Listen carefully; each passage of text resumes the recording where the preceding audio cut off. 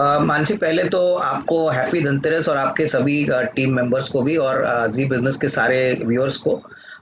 जो स्टॉक मुझे पसंद आ रहा है वो एग्रोकेमिकल स्पेस में एक दिग्गज प्लेयर है और कंपनी का नाम है United phosphorus UPL limited. Company ने हाल ही में सेकंड क्वार्टर के नंबर्स बहुत ही स्ट्रांग दिखाए, हालांकि एनवायरनमेंट बहुत ही कॉम्पिटिटिव था। करीबन 19% का टॉप लाइन ग्रोथ और 36% का नेट प्रॉफिट ग्रोथ कंपनी ने रिकॉर्ड किया है। सबसे बड़ी बात, कंपनी काफी बड़ी ग्लोबल कंपनी है, Latin America, Europe, north America, India में ऑपरेट करती है। कंपनी ने काफी स्ट्रांग कमेंट्री अपने रिजल्ट्स के बाद दिए, उन्होंने गाइडेंस भी टॉप लाइन का और मार्जिन का इंटैक्ट रखा है। सबसे बड़ी बात जो मार्केट्स को चिंता में रखी थी वो कर्जे पे थी, इन्होंने कहा है कि कर्जा भी इस साल वो काफी सिग्निफिकेंटली कम करेंगे। और हाल ही में लैटिन अमेरिका मार्केट से प्राइसेस भी काफी बढ़े हैं, तो इसका फायदा कंपनी को जरूर होगा। मुझे लग रहा है कि ये काफी अच्छी वैल्यूएशन पे अभी ट्रेड कर रहा है। और अगर किसी को 6 to 12 मंथ्स का नजरिया लेना है तो अगले धनतेरस तक मुझे लग रहा है कि 875-900 रुपया का टारगेट प्राइस का पॉसिबल है, तो इसको जरूर अपने पोर्टफोलियो में इंक्लूड करिए। एग्रोकेमिकल्स एक ऐसा स्पेस है जो हमको लग रहा है काफी अच्छी तरह से अगले 12 महीने में आउट परफॉर्म करेगा। ओके, एग्रोकेमिकल्स अगले 8 से 12 महीने में काफी दमदार रिटर्न्स मिलने के पूरे अनुमान हैं।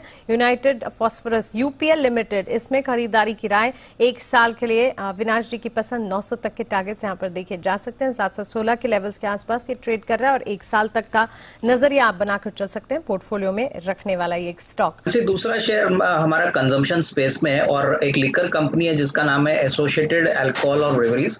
ये कंपनी में हमको लग रहा है कि बहुत ही बड़े ट्रिगर्स प्रेजेंट है। इनफैक्ट कंपनी एक इंटीग्रेटेड आईएमएफएल प्लेयर है जो आईएमएफएल का raw material that is ENA, extra neutral alcohol भी बनाता है। और ये इसके लिए काफी इंपॉर्टेंट बात है क्योंकि ये ईएनए काफी दूसरे लिकर कंपनीज को भी ये सप्लाई करता है। कंपनी अपने खुद के ब्रांड्स भी मैन्युफैक्चर करती है और यूनाइटेड स्पिरिट्स के साथ तो इनका 20 साल पुराना रिलेशनशिप है।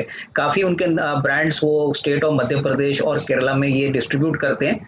सबसे बड़ा ट्रिगर इस बात का है कि अभी इन्होंने करीबन 110-115 करोड़ का इन्वेस्टमेंट करने की बात की है एथेनॉल के लिए, जो प्लांट FY23 में कमीशन होगा।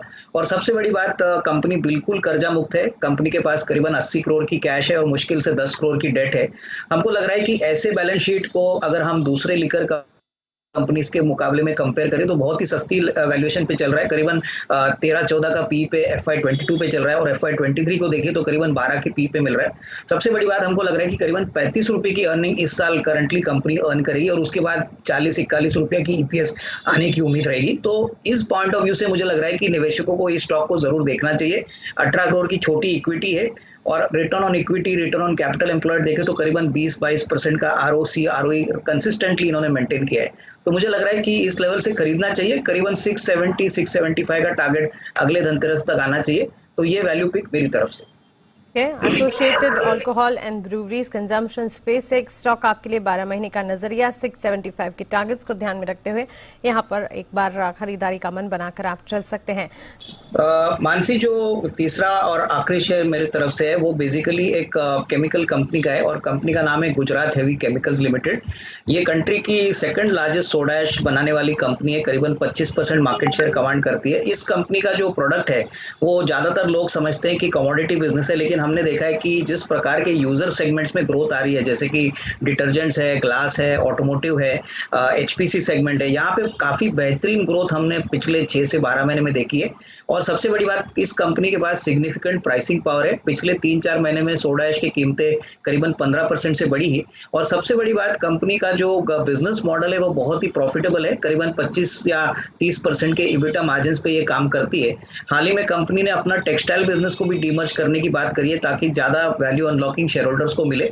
हमारा मानना है कि करंट ईयर में जिस प्रकार का सेकंड तिमाही परफॉर्मेंस कंपनी ने दिखाया है, सेकंड हाफ भी काफी मजबूत आएगा और इसका फायदा कंपनी को अपने मार्जिन और प्रॉफिटेबिलिटी में देखना चाहिए। और होपफुली दिसंबर में ऐसा माना जा रहा है कि NCLT इनके टेक्सटाइल बिजनेस को डीमर्ज करेगा। तो ओवरऑल वैल्यूएशन जो प्योरली सोडा ऐश बिजनेस का निकलता है वो हमारे हिसाब से करीबन 550 रुपया है। टेक्सटाइल बिजनेस का शेयर करीबन 50 से 60 रुपए मिलेगा। तो मेरे ख्याल से अभी भी काफी बेहतरीन मौका है जिनको ये शेयर खरीदना है। हमारे हिसाब से ये लेवल एक अच्छी एंट्री पॉइंट रहेगी जहां पे नेक्स्ट 12 मंथ्स का टारगेट प्राइस करीबन 550 रुपीज होगा purely for soda ash business. Textile business से जो अलग प्राइसिंग आएगी, वैल्यू आएगी, वो additional icing on the cake shareholders को मिलेगी। तो ये मेरी तरफ से तीसरा बेनिफिट। तो GHCL 550 के लक्ष्य को ध्यान में रखते हुए यहाँ पर 12 महीने का नजरिया बनाकर आप अगली धनतेरस तक अपने पोर्टफोलियो में लेकर चल सकते हैं। सोडा ऐश और टेक्सटाइल बिजनेस दोनों में ही अच्छी तेजी देखने को मिलेगी, पर्टिकुलरली ये टारगेट सोडा ऐश बिजनेस के लिए, और टेक्सटाइल में भी आगे तेजी जरूर आप देखेंगे।